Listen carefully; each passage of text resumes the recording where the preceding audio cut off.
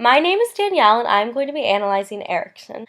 Looking at historical CFROI, we see that, besides a significant drop due to the telecom crash in the early 2000s, the company has consistently kept its CFROI greater than its cost of capital, successfully creating economic wealth, and is expected to do so in the future, with CFROI projected to remain stable.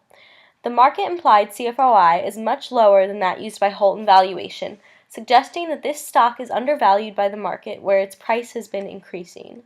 Still, it remains below its warranted price according to Holt's objective valuation method. It has consistently had a strong upside, even compared to its peers. Let's take a closer look at potential upsides and downsides using the three main drivers. If both sales growth and EBITDA margins return to their lowest levels since the crash, the resulting Holt warranted price is still slightly greater than the market price. If asset turns were to fall as well, the downside would be only 9%. If all three drivers stay at 2012 levels, there is a 31% upside, and in the case of a return to 3-year median levels, there is a 43% upside. This is even more modest than Holt's estimated 45%, making the potential upside almost 5 times greater than likely downside. Its greatest weakness appears to be asset growth, which has had trouble recovering from the crash. However, given that CFROI has still increased in the past decade, it appears that Ericsson is able to generate real returns regardless. If we look at a two-driver situation with very negative asset growth, there is still a small 5% upside.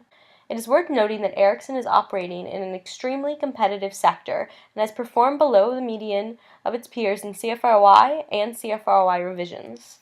However, Ericsson is still a market leader, holding the highest revenue share for mobile infrastructure and 4G LTE. The demand for these services is expected to increase dramatically with global mobile traffic. Ericsson's greatest competition will likely come from China's Huawei. The later months of 2013 were extremely promising for Ericsson as it captured important 4G LTE contracts in Asia. Through a deal with China Mobile, it will cover approximately 63% of China's population, whose 4G demand is forecast to increase immensely.